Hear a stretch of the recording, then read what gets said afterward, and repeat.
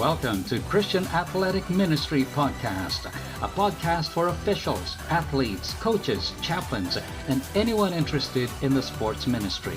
We hope our conversations will inspire you and give a glimpse of how God's people can continue to participate in the sport they love to serve God in the name of Jesus.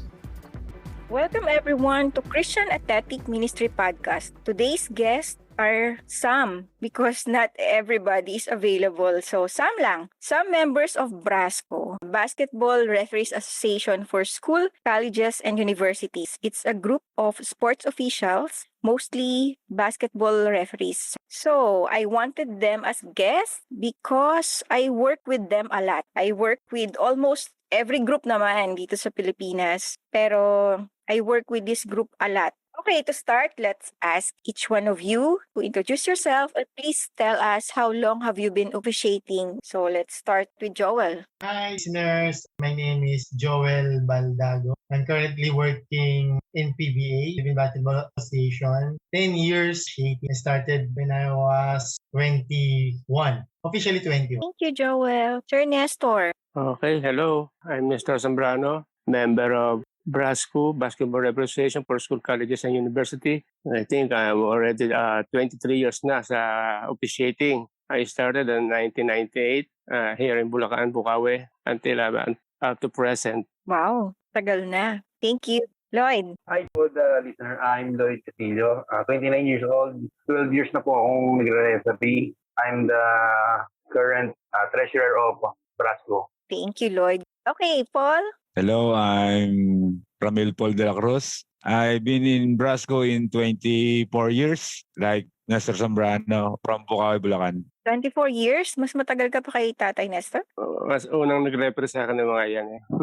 Okay, nice. Now, can you share with us how has pandemic changed the way you live? Personally muna, pero I also wanted to hear from Sir Nestor, how has BRASCO changed during these times, no? Pero personally muna, Lloyd, mauna ka na. Ano binago ng pandemic ang buhay mo? May mga new opportunities ba? May mga nag-close ba na doors? Go ahead, Lloyd. Yes po, meron. Start magkaroon ng lockdown dito sa Pilipinas. Pa-start na yun ng UAP. Kumbaga, ando na, pasimula na kami eh. Pasimula na ng mga liga, kahit paano, season na. So, pagpasok ng pandemic, nawala lahat. That time, nasa, ako nun, sa munisipyo. Pumirap, imbis na may aasahan ka kahit paano sa officiating, nawala siya. Tapos yung opportunity na mapag-officiate sa big league dito sa Pilipinas, medyo parang lumabo, parang di ka nga, siguro, pagsubok ko lang to, siguro, baka next year, sakali makabalik na. Ayun, yun ang mahirap na nangyari. Tapos ang nangyari nun, nawala yung mayor namin, ngayon na siya ligad. Masyadong humihirap kasi lahat ng job order sa munisipyo natanggal. So, wala na ako ng hanap buhay nun. Nangyari nun. Bilang kasi ang referee, madiskarte yan. So, yung mga official ginawa natin noon, tinda tayo ng isda, tapos hanap ng panon ng racket para kahit paano makasurvive gaya ko. Meron akong anak, hindi pwede na sasala ang araw na hindi siya magagatas o hindi kakain ng mag-ina ko. Ginawa ko lahat, pero mahirap mula nung pumasok yung pandemic. Mahirap ang nangyari sa buhay. Hanggang sa blessed naman kahit paano yung mga dumating na mga blessings. Napapasalamat pa rin tayo sa taas kasi hindi niya tayo pinababayaan. So, yun po. Thank you, Lloyd. Paul. Sa akin, malaki ang pinagbago talaga. Ang dami nagbago lahat sa akin. Lahat nawala. Lahat ng pagkakitaan ko nawala. Pero sa time, naka-extra ako bilang driver. Yan lang, ma'am. Thank you, Paul. Joel. Ayun, pandemic changed everything, ma'am eh. May mga natutunan ako na mas naging maingat ako, especially sa pamilya ko, sa mga kinakain. Another advantage is natuto ko magluto. And then yung mga disadvantage, same with them na wala yung mga extra income namin na makakatulong sa pagtaguyod ng pamilya namin. Yun ang epekto ng pandemic. Thank you, Joel. Sir Nestor, personally, how has this pandemic changed your life? And also, how has the group changed? Sa totoo lang, talagang devastating. Hindi lang naman sa grupo natin, sa halos sa lahat ng referee. Dahil nga apektado talaga tayo yung buong grupo, yung buong referee ng nasa Pilipinas na ito eh. Siguro except sa PBA na kahit paano, diretso ako nila. Pero yung mga sa amateur, alam ko hirap na hirap sila. Yung meron tayong mga kasama na siguro nakakita natin, nakatawa pa rin kasi alam mo naman ng Pilipino, ganun ng Pilipino eh. Kaya na mahirap ang buhay, lagi pa rin sila nakatawa. Yun lang, marami rin akong mga kasama natin sa grupo. Nakita natin na dumidiskarte sila para mabuhay sa pandemic na ito. Isang example, si Bunso, si Dave at saka si Rolly Boloron. Sila ang mga napansin ko ngayon na talagang pinagpursigihan nila yung makahanap ng hanap buhay. Individually, sa akin naman, mabigat pa rin para sa pamilya. Malaki rin yung nawala sa amin dahil nga sa nawala ang basketball. Ang maganda naman sa akin, kasama ko lagi yan ng pamilya ko. Nakakatulong ako kay Bibian. Dati, umuupa pa kami ng tao para mag-ihaw ng mga paninda namin sa mga ulam.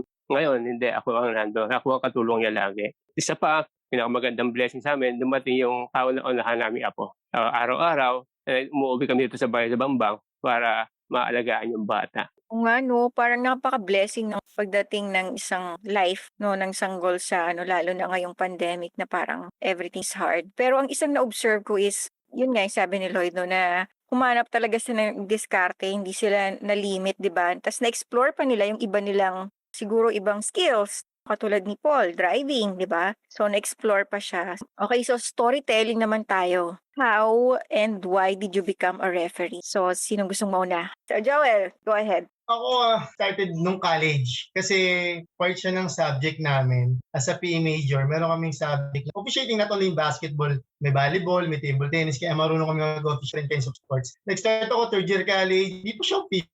Di siya kinukonsider as official na year ko na nag-start. Pero ginagawa ko yun, parang wala, nag-enjoy ko lang yung pag-referee. Tinuruan kami ng mga Blasco member din na AJ, sila Carl, sila kasi inabot ko nung nasa PUP ako eh. Ayun, nung yun, natuwa naman ako. Besides, kumikita ako nung college pa lang ako. Kaya malaking tulong nun. Kaya nung pagka-graduate ko, aside sa teaching, hindi ko siya tinanggal. Nag-officiate pa rin ako hanggang sa mapunta ako sa Brasco. That was 2011. Nung nag-start ako ng Brasco, kaya tinuloy-tuloy ko na yung officiating career ko. Napasama ako sa mga major leagues like UAP, NCAA. And then, siya rin yung naging foundation ko kung nasaan man ako ngayon. Kumbaga, siya yung primary, secondary, tertiary para maging masters ko yung officiating. Not totally master officiating. Pero malaking bagay na napasama ako sa Brasco kasi nga siya yung naging foundation patungo sa professional league ngayon. Pero when you were studying, nakita mo ba na pwede siyang maging career agad-agad or nung naging part ka na ng Brasco? Nung nag-graduate na ako, inintroduce ako nila AJ, pinapunta nila ako, pinag-tryout nila ako. Kaya, 2 years graduate na ako. Actually, nagtuturo na ako nun. Then, para mas ma-enhance yung knowledge ko about it, mas mag-level up skills ko pagdating sa officiating. Punta ako sa mga malalaking or organization para mas marami ako matutunan. Alright, thank you, Joel. Sir Nestor, were you working po before you started officiating? Yes, nag-work ako sa Capital Publishing House Incorporated. Kami yung nag-print ng Yellow Pages ng PLDT. After nung mag-close yung company namin, alam mo naman ang buhay namin, maglaro ng basketball dati. Naaya ako nung kasama ko na mag-referee. Yung si paring Bobby. Yung dito sa Bukawi. Doon nag-start ang pag-referee ko.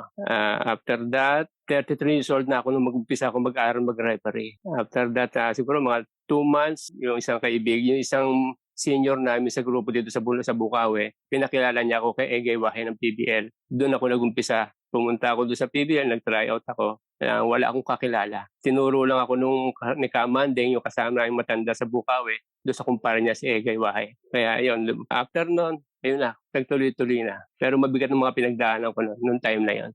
Masaya ako dahil basketball ito ang buhay namin. Tulad nga ng sabi ng tatay ko noon. Kwento ko lang sa inyo. Ang father ko kasi noon is varsity player ng JRU at NU. Sa NU siya nag-graduate. Isa siya sa ako ng NU noon. Kaya siguro, maganda narating ng tatay ko. Nakapunta siya ng NCAA noong araw, UAAP. Ako naman, hindi naman ako nakapaglaro sa UAAP. Narating ko naman ng PBA dahil sa pagre-referee. Kaya very grateful ako doon. Maraming salamat kay Lord. Yun po, ma'am. And so technically po, sa PBL kayo nag-start? Meron pa, group mo na, yung una sa Bukawi, yung grupo namin doon. I think Niabo yata, yun Niabo. After noon yun, sinama ako sa PBL nung isang matandang namin, senior namin sa Bukawi. Ngayon. Thank you po. Go ahead, Lloyd. Ako po, nag-start akong mag-referee. College din po ako noon, second year college. college days ko kasi, scholar kasi ako noon. Actually, talagang medyo hirap kami talaga doon sa buhay. College days ko, naglalaro din ako ng basketball actually. Sa school namin, varsity din ako nung college, kaya may na-scholar tayo. Nung time na naglalaro ako, may mga club sa barangay namin. And then, pag naglalaro kami doon, nilalagyan na lang ng referee. Kami-kami rin na nagre-referee, mga players din. So, meron doon isang referee, sinabi niya na, pwede ka, sabi niya sa akin. Sabi ko, hindi ako pwede. Sabi ko, 17 years old pa lang ako noon eh. Sabi niya, pwede kang mag-referee, sabi niya sa akin ganun. So, nag-isip ako. Isip ko, pag nag-referee ako, sabi niya sa akin kasi kikita daw ako. Yun muna ang unang pumasok. Actually, talaga, ang unang pumasok sa isip ko noon, referee, kita lang eh, kita. Baga, kapag-officiate ka pa kumita. So, yun, decide akong pumasok. Yung referee na yun, si Roy Arsiaga, actually, hindi na siya nakapag-referee ngayon kasi gawa ng na-stroke siya. Nag-decide po ako na pumasok na referee. 17 years old, training, hanggang sa, yun, akala ko dati ang basketball, pagre-referee, trabaho lang. Pero mali. Ang pagre-referee is profession. Kumbaga sa nakapagtapos, ito yung degree namin eh. Dito kami nag-excel, ito yung pinag-aaralan namin. Walang katapusan to, walang graduation to. Continuous learning, every workout, may matutunan kang bago. Nag-start ako mag-referee na sa mga barangay lang. And then, na-invite ako sa Batangas. Doon ako nag-officiate. Doon talaga ako nag-excel sa Batangas. Doon ko ginugol lahat ng oras ko sa Batangas na yun. Kasi, kumbaga doon ako na-develop. And then, that time, pag uwi ko ng Bulacan, sinabihan ako ni Sir Nestor na pumunta ka ng Manila. So, sinubukan ko magpunta ng Manila. And then, yun, hanggang ngayon, nasa Manila ako. Laki pa sa salamat ko rin talaga sa basketball kasi kahit pa paano, yung mga liga na hindi ko narating, gaya ng sabi ni Sir Nestor, narating ko siya sa pagre-referee. So, yun po. Thank you, Lloyd. Paul, it's your turn. Ako kasi ma'am, dati tricycle driver. Wala naman akong balak mag-referee nun dati eh. Bigla lang silang nangailangan. Kumbaga sabi ng kuya ko, si Paul ika, marunong maglaro pero hindi ko alam kung marunong mag-referee. Kaya sabi ni Kadane, sige ka, sama mo. Kaya yun, nangyari. Sinama akong bigla. Tapos, liga pa kung saan-saan lugar, sa Pande. Buhat doon, nagsimula na akong mag-referee. Tama nga si Lloyd. Referee kita lang kami nun dati. Hanggang sa ngayon, sabi nga ni Sir Nes, tuloy-tuloy lang daw at pwede rin din ako mag-kuhan sa Brasco, Manila. Yun, buhat noon, nagtuloy-tuloy lang. Pero biglang hihinto, babalik. Kaya gano'n na nangyari. Yun ang kung ano sa pag-referee sa Brasco. Thank you, Paul. Okay, so Sir Nestor, take me to your first game muna. Tapos, to your first game in PBL. First game ko sa amateur, doon sa isang liga namin dito sa Bukawe, sa Barangay Taal. Dito yung hindi ko makakalimutan to eh. Senior yun naglalaro kasi noon. Katambal ko si Kamanding tsaka si Kapepe. Yung dalawang senior, mas senior sa akin mga matanda. Habang tumatakbo kami, okay naman yung game. Naroon lang isang instance sa Cruz sa banda sa last quarter na nagkaroon ng foul sa harap ko. Tinaas ko lang ang kamay ko, wala akong pito. Yung nagkagulo yung game. But na sinalo ko ng dalawang matanda nga na mga taga doon sa lugar na yan. Sila mismo nagpaliwanag naman doon sa mga ako na pagbigyan niyo na muna kasi bago lang siya. Mabuti nga at nakakapito. Ito lang ulit talaga. Yun. Sa PBL naman, ang hindi ko makakalimutan experience ko doon is yung bago pa lang ako.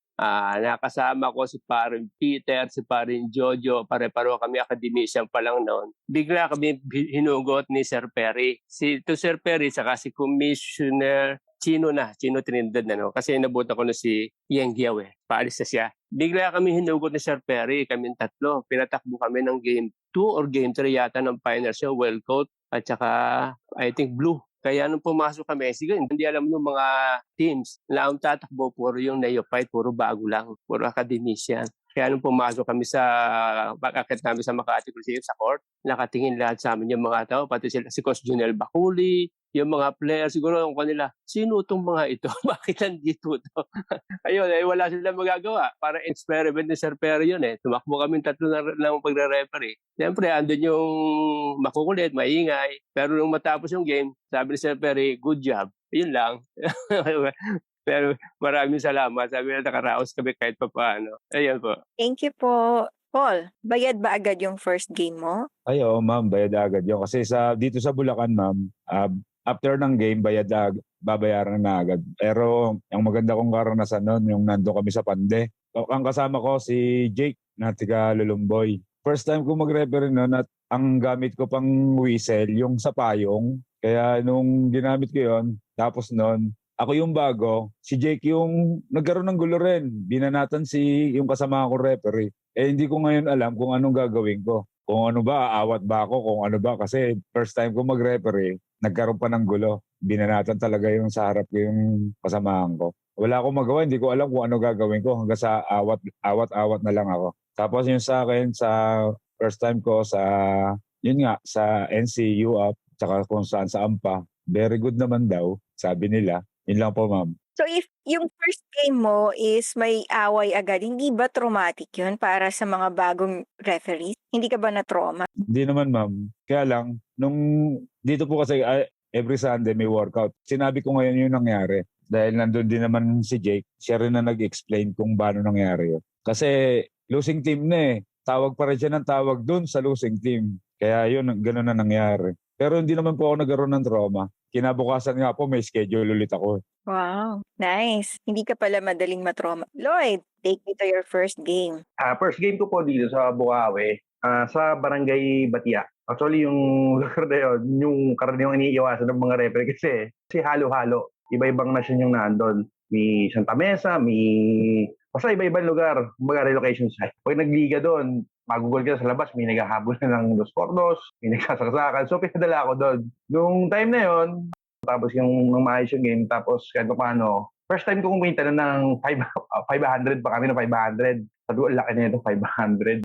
Binata ako nun eh. Sabi ko, laking pera na ito. Sabi ko, doon mo makikita na yung pinag-aaralan, masaya sa puso kasi alam mo sa sarili mo na pinagsisikapan mo yung ginagawa mo. Masaya ka sa ginagawa mo as is kumikita ka pa. So yun po, yung game ko naman sa mga big league sa Manila actually pinakamabigat nun is yung sa UNTV ko. Sa UNTV Cup. Parang yun kasi sabi niya, kaya na ni Lloyd dun siya sa last game. Hindi naman ganun kaganda yung laban kasi malakas yung isang team, yung isa medyo mahina. So yun, opening. Then yung nakalipas na dalawang game, halos one-sided lahat ng laro. Yung natapat sa akin, doon pumasok yung double overtime. Sabi ko, ano ba ako to? Sabi ko, nagdasal naman po ako. Talagang kabang-kaba ako noon. First quarter, hindi ako nakapita talaga doon. Halos nakikita, tinanood ko ngayon yung game na yun. Puro ano lang ako, yung mga palakpak, gano'n lang. Palakpak, kamay, puro lang ginagawa ko. Natapos naman na maayos. And then after noon, mga sumunod na week, natakbo tayo hanggang sa kahit paano nung UNTV, yung season 7 tsaka yung season 8 kahit paano na schedule tayo ng finals doon. Kahit paano natapos naman ng matiwasay. Nagtiwala din sa akin ng grupo kaya kahit paano ginawa din natin yung best natin para matapos yung game. Salamat po. Thank you, Lloyd. Joel, nag-officiate ka na ba as a college student? Ganyan, sa mga intrams siguro, ganyan. Actually, yun yung naka-virgin sa akin sa officiating. What a word. Yung nag-start ako, College of Marketing. Isa ka PUP kasi may mga intramurals. College of Marketing. And then yung college namin, BPE, yung lahat ng mga officials nandun. Naghanap lang sila ng referee. Then sinama ako doon ng mga classmates ko, ng mga seniors ko ahead sa akin. Pinapito nila ako that time 100 pesos per game yun kasi pag mga college walang budget yan. So sariling discard nila kung paano sila magkakaroon ng budget. Yun, 100 sabi sa akin, kung ano lang alam mo, pumito ka. Kapag hindi mo alam, huwag kang pipito. Siyempre, pare-parehas lang naman din. Yung marunong yung nakapartner ko, so kapag nami-miss ko, hindi ko natatawagan, sila yung nakakatawag sa akin yung nandun nag-start ako. So like sinabi nga ni Lloyd, so natuwa din ako nung nagka-100 ako kasi nung that time, estudyante lang ako. Bukod sa baon ko, nagkakaroon ako ng extra money. So may mga pambili ako ng ganito, nakakapakain ako. So nakakatuwa. So hanggang sa na-enjoy ko. Tinuloy-tuloy ko hanggang sa from 100 to 150 to 200. Lumalaki kasi tumataas din yung value eh. Nung first game ko naman sa Pro, ito hindi ko makakalimutan kasi buti wala nakakita nung na-sprain ako. Light lang naman. Northport versus Blackwater. Na-sprain ako kasi talaga binidyohan ko, pinanood ko sa misis ko at napanood ng mga kasamahan ko. Buti okay ka. Isa ka ba? Alam mo yung isa ka ba? Nanginginig yung tuhod ko nung time na yun. Hindi ko alam kung paano ko i-explain. Hanggang sa pag sidestep ko lang, natapilok ako nun, hindi ko na ininda. Naramdaman ko siya after the game. It's because of adrenaline rush. Kaya yun yung first game ko sa pro. Inindok pa after the game na hindi ko naman sinabi na masakit. From 1 to 10, nasa 4 or 5 lang. Pero still, may pain kapag tumatakbo. Siyempre, first game, yung feeling ng first game mo ay gagawin mo lahat kahit masaktan ka na, fighter, parang ganun. Ayun lang, nakakatawa. Yun yung experiences ng mga first game ko from amateur to professional. Wow, thank you for sharing your experiences. So, a little history naman tayo. Sir Nestor, can you tell us how Brasco started po? Binuo ito ng nila mga Romy, June Bernardino, si Coach Jolly pa. Itong na to noong 2005. Yung time na yon nasa PBL pa ako noon. Pero bago mag 2005, nag-resign ako sa PBL. Ngayon, tinanggap naman ako ng Brasco. Hindi ko lang matanda kung sino ang nagpasa sa Brasco, kung sino ang nagpasa. Bagay, sila Enan pala. Sila Enan. Kasi sila mga nakasama ko Sila nauna roon. Kaya sabi nila, punta ka na lang dito para sa Brasco. Kaya pumunta ako ng Brasco. Ako niyan, sila Coach Nemi Villegas. Sila ang nagkuha niyan ng grupo ng si Coach Ramil. Yan ang mga boss ko talaga. Mga Rowie, sila ang mga talagang nagkuha niyang ng Brasco na yan. Para sa, ang totoo niyan, gusto nung time na yun, 2005, kaya hawak namin parang UAAP sa NCAA noon yung time na yun Yun ang alam ko na pagkasunduan ng Mancom at saka nitong binubungan nila Coach Jolly pa. After that, yung second year, 2006, parang nagkaroon na hati na. Nagkaroon na ng dalawang kwan. Isa sa Brasco, UAAP, NCAA. Yung isa may umawak na ng NCAA na iba. Okay, for the three of you naman, the question is, bakit naman Brasco ang napili nyo na samahan na group, Lloyd? Yun po. Brasco kasi, yun na po yung nandito sa amin. Yun lang, kasi ako player lang talaga ako dati. Wala akong alam sa mga grupo-grupo na yan, o grupong SPP o Nabro. Yan.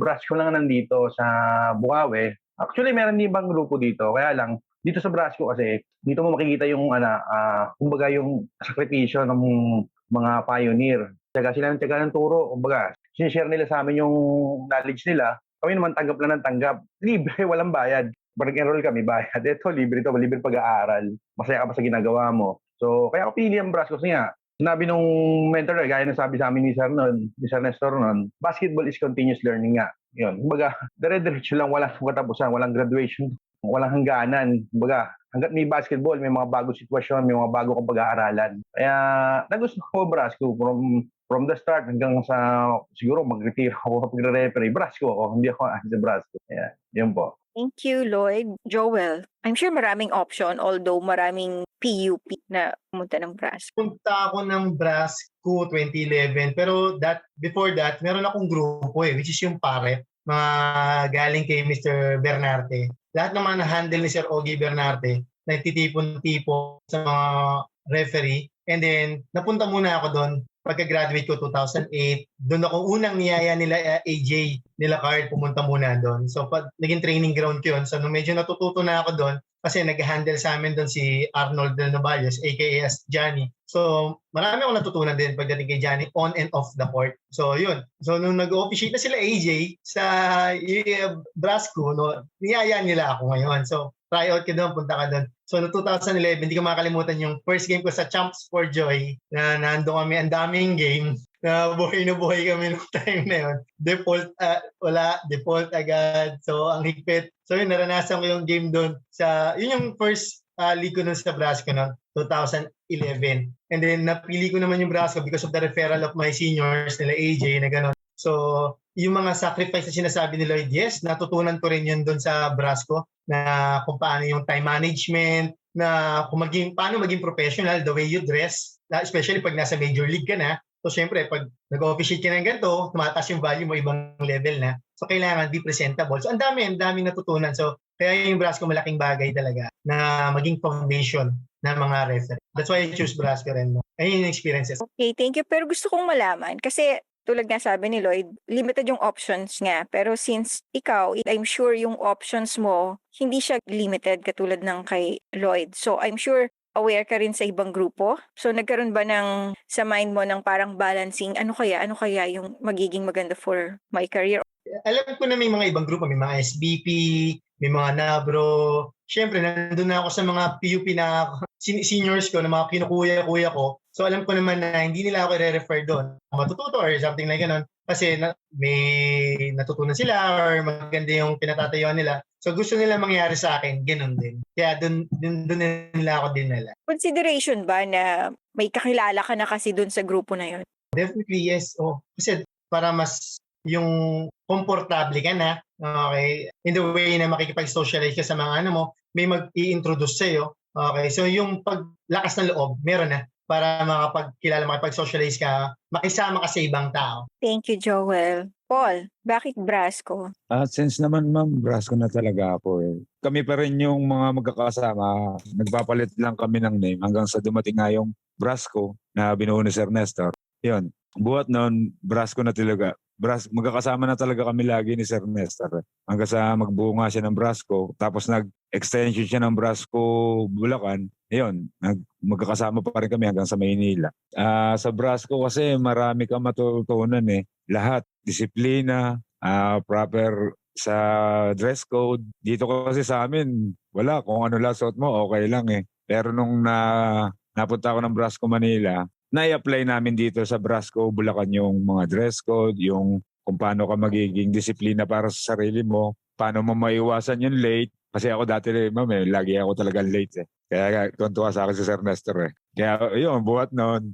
Marami na ako natutunan sa Brasco. Kaya sabi ko nga ni Lloyd, hanggang sa mag-resign, Brasco pa rin ang dadali namin. Thank you, ma'am. Thank you, Paul. Okay, let's move on. How do you prepare for a game? May difference ba kapag Major League or Barangay League yung preparation nyo, Sir Nestor? Wala ma'am. Siyempre, ang approach mo sa game, equal yan. Mapa big league yan o mapa interbarangay, dapat ang mo sa game is patas parehas lang. Kasi mahirap yung, although iba talaga kasi yung big league eh. Diba? Dito sa big league, kahit paano medyo secure ka sa mga meron. Hindi ka mukha dito mas mabigat dito sa ligang labas. Kasi andito lang yung mga meron. Marami kami experience sa ligang labas na napapaaway talaga ang referee sa mga meron at players. Kaya dapat hindi mo may menusin talaga ang bawat game na ibigay sa'yo. Give your best na, ibigay mo yung best mo talaga para dito. Kasi yun naman ang trabaho natin eh. Mabigyan sila ng magandang pagkakataong manalo pareho sa game.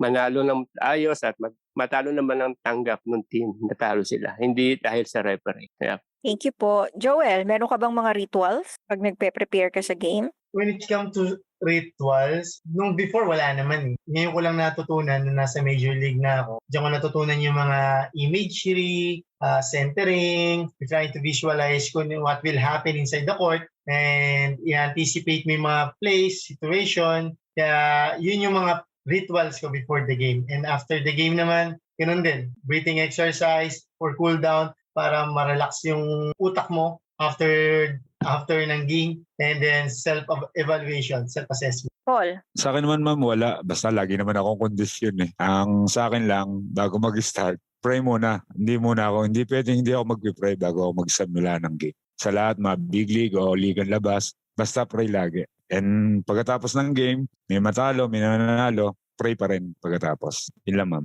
Thank you, Paul. Lloyd, how do you prepare for a game? Yun, yes ma'am.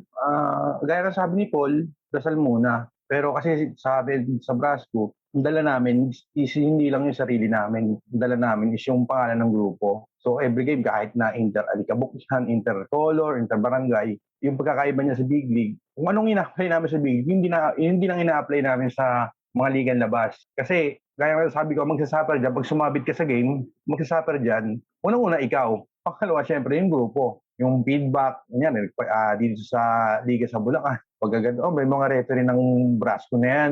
Sabit-sabit naman yan. Ang pangit pakinggan. So, ang mindset ko kada game, pakondisyon talaga. Papakondisyon ako. So, sa gabi, gising ako, ginagawa ko sa umaga. Puro tulog lang ako sa umaga para pagdating ng game, kondisyon ng isip. Kasi mahirap mag-referee ng pagod. Tsaka yung may iniisip ka. Gaya nga, tao, marami tayong problema. Pagkasalang mo sa loob ng court, tapon mo muna yun. Iba to eh. Kumbaga ibang laban to. Hindi mo laban to. Kumbaga kada game na papasukin mo, laban ng grupo yan. Yun po. Okay, thank you. Question, do you rate yourself pag nag-o-officiate kayo sa isang game? Okay yung performance ko. Medyo hindi maganda yung bad hair day ako today. Parang ganon. Do you rate yourself, Lloyd? Yes, ma'am. Kada game talagang pag-aaralan mo rin yung kung ano yung nangyari sa game. Kung ano yung mga pinito mo. Pag good game, masaya ka. Kasi hindi naman lahat ng good game sa mata ng mga, lalo kung may nanonood ng mga pioneer, yung palagay mong good game sa'yo, sa kanila, good game nila, pero mas may hinahanap pa rin sila na, siyempre, yung para sa'yo rin yung mas maganda. Yung, kumbaga, hindi mo maperfect appreciate yung mga simpleng pagkakamali, dapat hindi na mauulit. For example, nagkamali ka dito sa game na to, so sa mga susunod na game mo, dapat hindi na maulit yun. Kumbaga dapat matututo ka sa pagkakamali mo. So, yun po. At saka, kada game, lalo pag bad game ka, hindi ako nakakasulog. Ako, ganun kasi ako eh. Pag bad game ako, hanggang kinabukasan yan, hanggang di pa ako nagsisimula ng panibagong game. Isipin ko, ano ba nangyari na yun? Isipin mo, tatanong mo yung sarili mo. Kaya ako, ang dala kong whistle pag ako nag-referee. Dalawa, baka ako sa whistle lang ang problema. Kaya ganun ang nangyayari. So, yun po. Thank you. Paul, do you rate yourself sa pag-officiate mo? Rate ko, ma'am, sa rate, pagka mga ligang labas kasi, ma'am, rate ko siguro dito ako. Mga 75, pasang awa. Pagka sa Maynila, mga rate ko doon, mga 50-50. Kasi may halong nervyos kapag ako. Pero sa bandang uli, nawawala rin yung nervyos. Kaya nga sabi, sa isang pagkakamali, hindi na dapat maulit. Nagkaroon ka na dapat ng leksyon doon. Thank you, ma'am. Sir Nestor, meron po bang performance rating ang grupo para sa mga new referees or sa mga existing referees? So, for example, itong referee na to is pwede na siya sa liga na to, ganyan. How do you rate them po? Sa performance pa rin nila, ma'am. Pagka meron kami mga bagong miyembro na nakita naman namin sa workout, sa ensayo na meron siyang ipapakita, binibigyan namin ng chance na makatakbo. At the same time, tumatakbo siya, meron supervise sa kanya meron siyang senior referee na kasama. At yun naman, ang nagpipeedback sa amin, pwede na to. Pwede natin isalpak to sa ganitong liga. Tulad niya si Lloyd. Si Lloyd nung bago yan, ganun yan eh. Binigyan ng pagkakataon, pakita naman doon sa game, kaya na-elevate agad siya. Yan sila Paul. At saka yan sila Ruben, sila Agbalo. Nandumating sila, mga kanyan. Pag subok namin sa kanila, talagang pwede sila ipasok.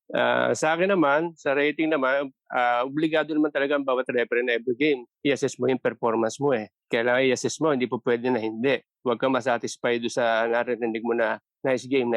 Dapat sa sarili mo, alam mo na although sinasabi ng nice game, pero sa sarili mo, yung performance mo pa rin ang pagbabasihan mo. Kung sa feeling mo, maganda yung tinakbo mo o hindi. Pero ako hindi. Always na hindi maganda tinatakbo. Laging ganun ako. Kasi mahirap yung makontento ka na mahusay kang referee. Kumbaga sa scale of 1 to 10, maganda na sa 7 ka lang. Para meron ka pang 3 hagdan na parang goal mo na iakyat ka pa doon. Yun ang ako sa... Pag nagkaroon ako ng bulilyaso sa game, tulad ng sabi ni Palo, hindi ako makakausap hanggang sa bahay. Totoo yun. Masakit sa isang referee yung magkaroon ka ng bulilyaso sa game. Ganun kami. Thank you. Joel, do you rate yourself kapag tumatakbo ka? I agree to Sir Nestor, no? Yung when it comes to ratings naman, as a referee, kahit alam naman natin na maganda yung tinakbo natin or may mga hindi maganda yung tinakbo, mas agree ako dun sa may level, above average ka lang na para mas may improve ka pa sa games mo. Para mas, pag na-assess mo yung sarili mo after the game, kailangan improve ko pa yung positioning ko, kaya ako na-miss yung ganito. So, kailangan laging may ganun. Like sabi ni Balong, is continuous learning. Hindi doon natatapos eh. When it comes to rating naman, above average, siguro sa 7 niya ako agree. Parang ganun. Thank you. Okay, so may game ako for you. Alam niyo ba yung never have I ever na game?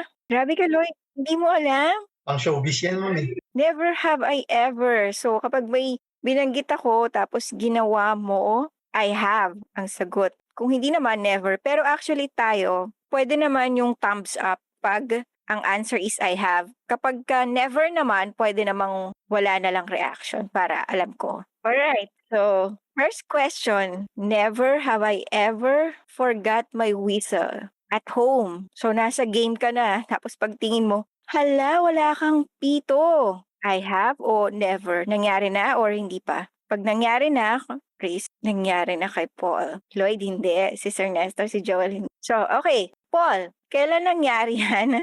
At anong ginawa mong pitop? Madalas kong maiwanan kasi yung whistle ko, ma'am. Kasi magkaiba lalagyan eh. Minsan, nasa isang bag kong maliit. Minsan, nando sa bag na lagay ng damit. Ang nangyayari, ma'am, manghihiram na lang ako sa kasama ko ng isang whistle. Buti na lang, may extra sila. O kaya yung mga wala pa sa venue, nandun pa sa, hindi pa nakakaalis sa kanila, sasabihin ko na, bro, magdala ka ng extra whistle. Nakalimutan ko yung whistle ko. Madalas yan, ma'am. Lloyd, nakalimutan mo na ba yung whistle mo? Oo, ma'am, nakalimutan ko. Actually, dito lang naman sa Bulacan yun na nangyayari kasi nga marami ka rin sa bahay. Minsan malilate ka sa venue, biglang babago yung oras. Talaga magmamadali ka. Nangyayari sa akin, iwanan ko yung whistle ko. Ginawa ko nun, kasama ko nun is dalawang bago. So, sinama ko yung dalawang bagong referees na first game ginawa ko nun, talagang umuwi ako sa amin nun. From Balagtas to Bukawi, talagang minutol ko lang. Yun, yun mga paano, masaya, pero pagka-workout, yun nga, gaya niya, pag naiwanan yung whistle, pinakamahina, mga 20 sermon kay Sir Nestor pag may workout. Sermon talaga. Hindi naman namin gusto maiwanan talaga yung whistle. Talagang makakalimutin lang talaga minsan mga referee. Kaya nga, pag may kinatakal si Sir na mga rules, pag dinidiscuss siya, na-discuss na tapos didiscuss niya ulit tapos nakalimutan namin. Yun, parang whistle na nakakalimutan din. Yun po. Thank you, Lloyd. Sir Nestor, anong advice mo para hindi nila maiwan yung mga whistle nila? Kasama sa game preparation niya, mga kasama. Kung may game bukas, gabi pa lang, iayos niya na gamit nyo. Nasa isang bag na. Para paglakan nyo kinabukasan, kahit na nagmamadali kayo, bibit-bitin nyo na lang, nandun na yun. Ako, ganun ako. Pagka may game ako, gabi pa lang, inaayos ko na yung bag na gamit nyo. Kasi palong naman kasi, yan talaga makakalimutin yan eh. Parang si Parin Paul din yan. Ganun din. Tulog lang ng tulog.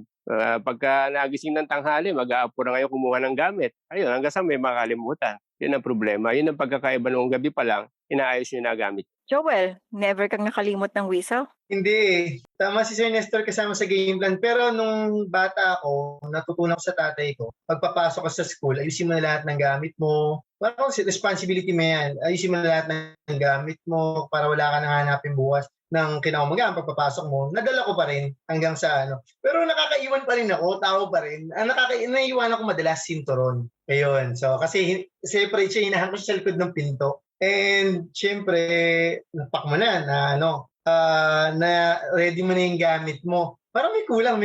Hindi tagal kinaumagaan, nakakalimutan ko. Pero ngayon, as April, nilalagay ko siyang checklist. Magawa kong checklist. Kasi mahirap pag doon ka nagkamali. Mahirap pag doon ka na may nangyari sa'yo. Sa mga maliliit na bagay na yan. Okay? Kasi ibang level na eh. Ayun lang. Okay, next question ko yan eh. Predict. Never have I ever forgot my belt or sack. Ganyan. So si Joel, kalimut na siya ng sinturon. How about kayong tatlo? Paul, kailan nangyari yan? Anong naiwan mo? Belt or sack? Pantalon, ma'am.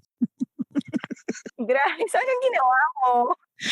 Kasama ko si Lloyd noon sa Intertown ba yun, Joy? Ay, Lloyd, Intertown ba yun? Sa San Jose, saan ba yun, Lloyd? Basta sa malayong lugar eh. Pero maganda yung liga doon, yung bang... Ang ginawa ko, meron kami kasama doon referee, si Traballo. Buti na lang meron siyang extra pantalon. Nahiram niya sa akin, yung sa kuya niya. Parang ako si Kuan. Parang ako si Michael Jackson.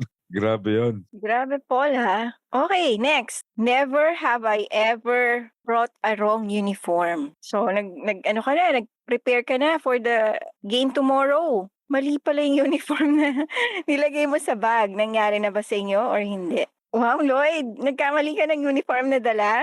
Oo, madalas mangyari dito sa amin sa Bulacan yun. Mga kasama nga sinabi ko kanina, tricycle, may mga trabaho din. Baga, wala na kaming time para mag-usap-usap. Pag-uusap namin, siguro mga 1 hour bago pumunta ng venue. Ganun lang kami nag-uusap-usap, mabilisan. Kaya minsan, yun, nagkakamaling dala ng uniform. Tapos minsan pagka tinatanghali ng gising, hindi nakapaglaba. Ayun, kung lang uniform na madala. Pag dito sa Bulacan, pero sa Manila naman, hindi pa nangyayari sa akin yun. Kasi sa Manila, ginagawa ko, kung ang uniform ng Brazil sa Manila is 4, dadaling ko 4, lahat yun. Lahat, kahit anong tsura ng uniform, dadaling ko.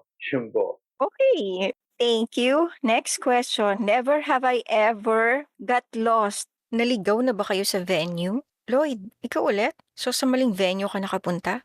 Actually, ma'am, yung time na yun, hindi namin alam pa yung venue. Baga, unang punta pa lang namin yung venue. Tsaka unang tanggap namin doon. Yung hapon na, so paggabi na. Hindi na yun. Actually, si Hakarong matanda sa Pandi. Pasok yun na, yun yung paligan, yung kapatid ni Astro. So, hindi naman namin, dinire-diretso lang namin. Pagtingin namin sa daan, arko na siya ng Angat. Angat yung napuntahan namin, hindi Pandi, Angat. Magkakadikitan pala yun, Angat tsaka Pandi. So, napunta kami doon sa Angat, hindi doon sa mismong venue. Kaya yun, ginawa namin noon, bumalik kami. Sa Pandi kasi yung lugar na yun, medyo talaga mahina signal noon. Tsaka yung mga time na yun, hindi pa kami sanay gumamit ng Waze noon eh. So, tanong-tanong lang talaga, kasi magtanong lang talaga ang ginagamit namin. Kaya minsan nasiligaw kami. Yun yung So inantay kayo ng liga? Na-late ba kayo? opening yun, ma'am. Opening pa yun. Na-late kami. Pero humihingi kami ng pasensya. Naiintindihan naman nila kasi nga po, hindi kami taga doon, tsaka malayo yung venue. So, bubuki rin pa po, ma'am. Kaya medyo tago pa yung court kasi mga palayan ba. Gaya sa mga Pandi na, puro palayan halos yung sa palayan yung court. Yun. Okay, so Joel, any advice? Dapat ba beforehand, alam mo na yung venue, ganyan? Or alam mo na yung how you will travel to the venue, ganyan? Malaking tulong ng technology kasi may Google Map na eh. Pero nung hindi pa updated yung Google, mahirap magtiwala lang din doon eh. So, magtatanong, hingi advice sa mga nakapunta na or sa malapit kasi sino malapit doon. Ayun din, paghahandaan din. Pero ngayon, pag magsisok Google, kung saan yung venue, saan lugar, then ahead of time. Lalo na especially pag di mo alam, syempre, maglalaan ka ng oras para mahanap mo yung. So dapat talaga beforehand, alam mo na. Next question, never have I ever nasapak or nanapak? Okay, Joel, ano ka? Nanapak ka ba or nasapak ka? Hindi naman totally sapak. Parang tinapik lang ako. Baguhan ako noon eh. Nabato na rin akong bola pag dumadaan sa Batangas. Yung hindi ko makakalimutan eh. And then, yung tinapik ako, tatay nung naglalaro. Ba't di ko rin tinawagan? Layo-layo naman sa akin. So, nagulat ako. Pumasok, lasing pala. And then ganito, syempre may mga tanod, tinulungan ako, gano'n, inawat naman siya. Na-experience ko dun yung mental block sa sobrang dami ng tao. Wala kang naririnig, yun lang nakikita mo, parang nananaginip. Buti lang, hinatak agad. Ang kasama ko nun si Kuya Alan Dasal. Dati pa yun eh, nasa paret pa ako nun. Baguhan pa akong referee. Na-experience yun. Tapos yung nabato naman bola sa Batangas. Parang gano'n, tumama, losing team sila. Yes, part ako ng court, tumama sa akin yung pagkapasa niya. Tapos after nung mamaya, binato ko. Oh, so intentional, binato ka. Yes, I think, yes. Hindi mo ko tinamaan, pero papunta sa akin. Next question, never have I ever napaaway, whether dahil sa fans or sa players. Lloyd, ikaw muna, napaaway ka? Yes, ma'am. Sa referee kasi talaga, pag nag-referee ka, kumbaga, dala mo na lahat yan eh. Ang isang paa mo, kumbaga, dalawang paa ka, isang paa mo na sa trouble, isang paa mo na sa safe pauwi. Yun, nangyayari sa game na yun, yung coach, ginawa naman namin yung procedure na tama. So siguro yung coach kasi medyo laseng, hindi siya kapagpigil. Yung ginawa niya sa akin, talagang aawayin niya ako pagtapos ng game, abangan pa niya ako sa labas. So yun ang napaaway sa pero after nun, siguro mga 4 days to 5 days, nag-chat siya sa akin, humingi siya ng pasensya sa kanya. Kung may mga pagkakamali, sabi ko sa kanya, pasensya ka na. Kung part of the game, sabi ko sa kanya. Pero kung nasa labas na tayo at aawayin mo pa rin ako, iba usapan na. Kumbaga, kami sa loob ng court, facilitator kami dyan eh. Gagawin namin kung ano yung tinuturo sa amin, kung ano yung rules, kung ano yung tinuturo sa amin. Pero pag sa labas na ng court, ibang usapan na. Kumbaga, hindi na ako referee ng time na to. Hanggang suot ko, whistle ko, yung professionalism, i-apply natin yan. I-apply namin yan. Yun po. You, Joel, napaaway ka na? Hindi naman sa players, sa coaches, sa fans. Ito yung time na kasagsagan yung, syempre, baguhan kang referee, nandun pa yung mga behavior mo nung college days, yung mga pinanggagalingan, pinanghugutan mo, na street kid ka. Siyempre, laki ako sa kalsada, so naka-experience ako ng mga troubles. So, hindi ko na-control yung emotions ko. Ang nangyari sitwasyon naman nun is yung kasamahan kong referee is tinukuyog ng mga players. Tapos, nag-walkout yung mga players, saan yung mga fans nagbabaan sa court. Nangyari sa RTU eh. Actually, ano lang yun eh, pamalit lang ako dun sa ano eh. So, syempre, kasamahan ko yon, pinagtanggol ko siya, inatak ko, teka naman, pag-usapan natin. Hanggang sa may nag-retaliate na lang ng fans. Kasi ang nagsalita siya ng di maganda against sa amin. So, parang nagpantig yung ano ko. Nagsalita na rin ng di maganda. Hindi naman kami nag-abot, nagkasagutan lang kami na nagkabantaan, na agapan naman kami ng mga security sa venue. Kasi hindi lang kami lumabas ng 1 hour. Inayaan lang namin sila lumabas. Yung experiences na yun. Pero syempre, dun sa experience na yun, dun tayo magmamature. So, dun tayo matututo. Mapag-aaralan natin, kontrolin yung mga emotions natin when it comes to that situation. So, okay na yung experience ko na yun. It's not gonna happen again. Okay, last na to. Never have I ever hindi nabayaran or kulang ang game fee? Okay, Lloyd. Ano ka? Hindi nabayaran or kulang? Both, ma'am. Merong kasing mga venue na iintindihin mo na lang kasi sa kontrata talaga pag nagpasa ang isang grupo. Actually, isang kontrata dyan, pag nasimulan yung game, bayad lahat yan. Kumbaga, nilaanan na ng oras na referee, kumbaga bayad lahat. So, may tendency na minsan ay umuulan or nagkakaroon ng problema sa kuryente, nakaka-cancel talaga yung ibang game. So, ginagawa namin, ay pag-usap na kami ng maayos na sige, kahit ito na lang po, walang problema. Tapos meron naman kaming mga liga dati. Actually, dati pa naman yung liga na yun. Around siguro mga naging pera namin dun is, naging pera ko is around 8,000. Malungkot kasi pinaghirapan namin yun eh. Kumbaga, sinuong namin yung games na yun. Kumbaga, ito, gera to. Mahirap tong trabaho na to. Malungkot sa side namin kasi nga, yun na lang ang pinaka parang tropeyo mo kung makukuha mo as a referee sa profession mo. Malungkot pero nung mga dumaan yung mga araw, naintindihan na rin namin, wala nang problema. Kumbaga, ang magdadala nun, hindi naman kami sila. So, yun lang. Bahala sila. Ay, hindi na kayo naghahabol pag gano'n? Ay, nahahabol naman siya. Kung kayang habol, pero yung time na yun, wala na eh. Kasi natalo siyang kapitan eh. So, hindi na rin niya naasikaso. Hindi namin siya hinahabol. Yung nangyari nun. Joel, nabayaran ka ba? Hindi nabayaran or na-delay? Meron ka bang ganong experience? Oo, na-experience ko, kulang yung mga per game kasi parang biglaan siya. Pumunta sa barangay namin yung kagawad, dinahanap ako kasi may nakapagsabi, may nag-refer din sa kabilang lugar. Pumunta naman ako. So, syempre, kapag ikaw referee ka, hindi ka nagtatanong, magkano ba yan? So, yun yung mga natutunan ko sa mga ahead na referee na huwag ka basta-basta magtatanong kung ano magkano lang ibigay nila, huwag ka masyado mag-expect. Sila nagsabi, bigyan na namin ng ganitong halaga. O, sige. Okay lang. So, referee ako after the game, kulang. So, ina-expect ko yung sinabi niya. Hanggang sa binigyan niya na lang akong biscuit, humingi na lang siya ng pasensya. Yung kagawad na kabilang lugaran. Binigyan niya akong tiger na biscuit as yung dalawa. Pasensya na kasi, hindi, okay na po ito, okay na. Hindi naman ako namasahe, naglakad lang naman ako. Kasi gabi na, wala silang referee. Ako, wala namang ginagawa, pinaglaanan ko na lang din. Inisip ko na lang yung natulungan ko yung barangay nila. Paul, anong experience mo tungkol dyan? Hindi ka nabayaran? Hindi naman sa totalim na hindi nabayaran. Kaya lang, hindi nabuo yung pangkalahatan. Kasi tinanggap nga namin yung liga na yon na ganito raw ang rules, voucher, kasi nga galing sa kapitan. May nakuha naman ng grupo kahit papano yung kalahati. Tapos may libre pang pag-usalina si kapitan para lang sa yung mga pupunta. Kasi napag-usapan namin noon na sabi ko, Kap, wala nang gusto tumakbo kasi nga hindi na babayaran kasi gusto nila may kita rin sila pag uwi. Kaya ang ginawa namin noon, lahat ng grupo dito noon, in-schedule ko ng Monday to hanggang Sunday. Isang beses lang sila pupunta ron. Pero nabayaran naman ng kalahati. Yung kalahati, hanggang ngayon hindi pa nabibigay. Yan lang ang kuha namin noon. Oh, so hindi na full yung sa contract, Okay, pero parang in the end, tayo pa rin ang panalo, 'di ba? Kasi parang experience pa rin. May mga na-meet tayo, may experience pa rin tayo. Tatay Nestor, ano po bang pwedeng gawin sa mga ganyan? Dapat ba maging bitter kapag hindi nabayaran or hindi kulang or i-charge to experience na lang talaga? Kasi nangyayari talaga yata yung mga ganyan. Charge to experience, yun lang talaga. Wala tayong magagawa doon pag hindi ka nabayaran talaga. Hindi mo naman mahirap na habulin mo, maghabol ka. Maghahabulan kayong dalawa.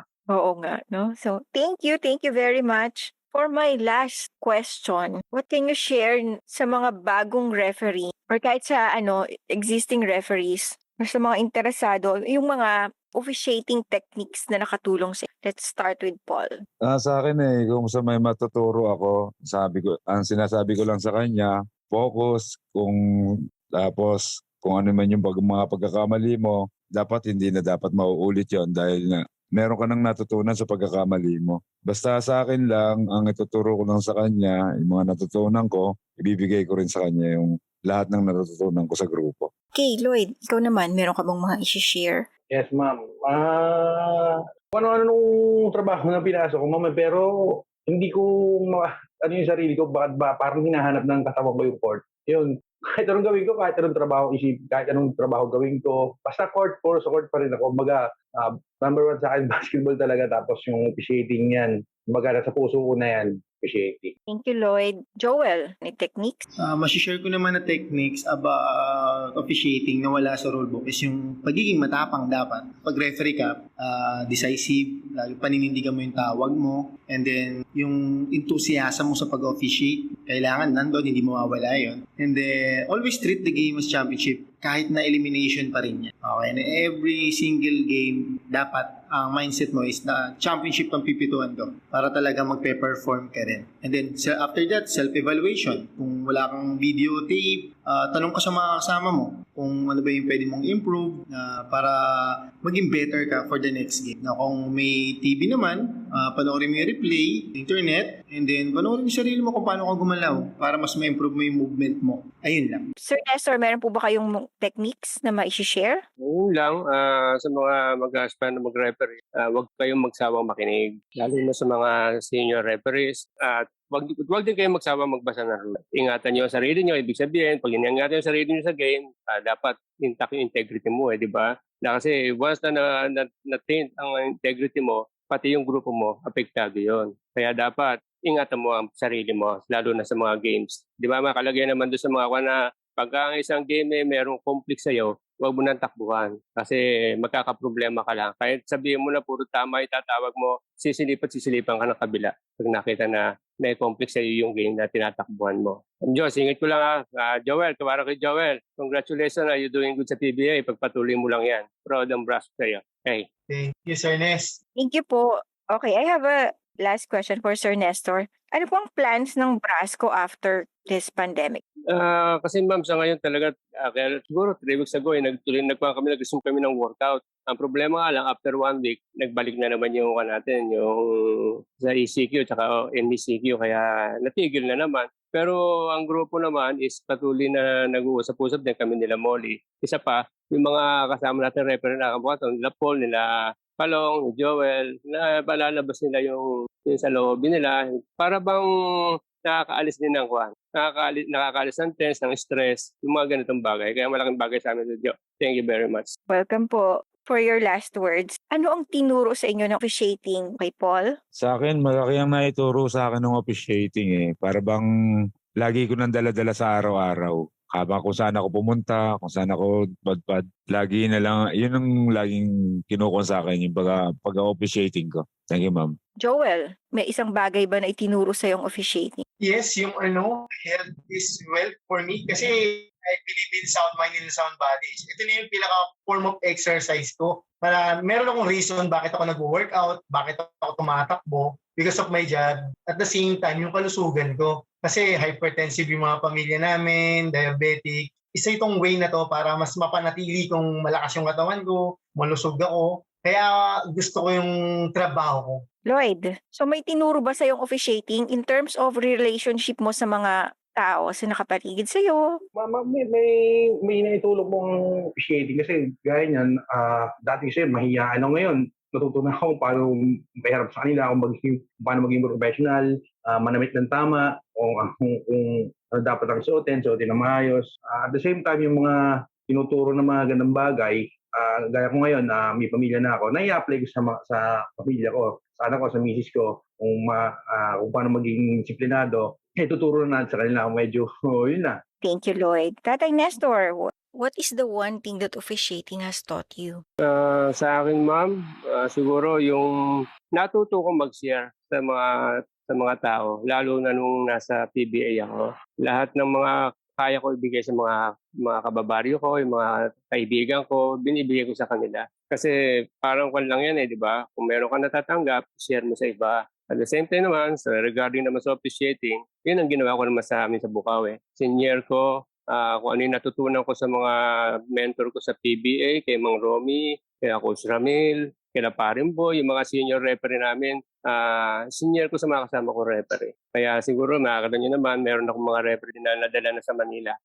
Malaking tulong, proud ako sa kanila, proud ako sa mga ganon. Kasi alam ko na karamihan sa kanila, wala rin pinagkukuhanan.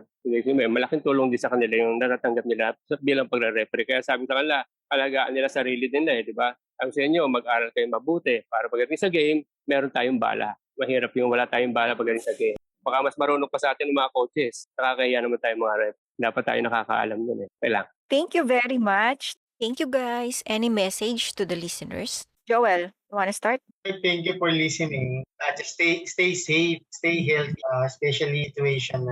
Just pray, stay safe. God bless. Thank you, Joel. Lloyd. So, sa lahat ng mga listener, hope na gustuhan niyo yung nakapag-share kami kung ano yung mga naranasan namin ngayong pandemic. Masasaya, malungkot, halo-halo emosyon. Stay safe and God bless. Kung nasan na kayo, parati mag-ingat. At huwag niyo kakalimutan yung nasa itaas. Kasi hindi niyo tayo pababayaan. Salamat po. Thank you, Lloyd. Paul. Hi sa mga listeners. Sana may natutunan kayo sa mga pinagsasabi namin kahit konti lang. Kung nasan man kayo, stay safe and God bless all. Thank you, Sir Nestor. Okay. Thank you po sa mga listener. Siyempre, tulad nga ng nasabi ng mga kasama natin, andito pa din ang pandemic, andito pa din ang COVID. Kaya ingat tayo lagi. Stay safe everyone and God bless always. Thank you, Ma'am Jo. So thank you to my guests, Paul, Lloyd, Joel, and Sir Nestor. Thank you for letting us know a little more about yourself. And hopefully, makapag-workout na tayo together after this pandemic. Thank you guys for listening. Again, this is Christian Athletic Ministry Podcast. And in Jesus' name, we serve.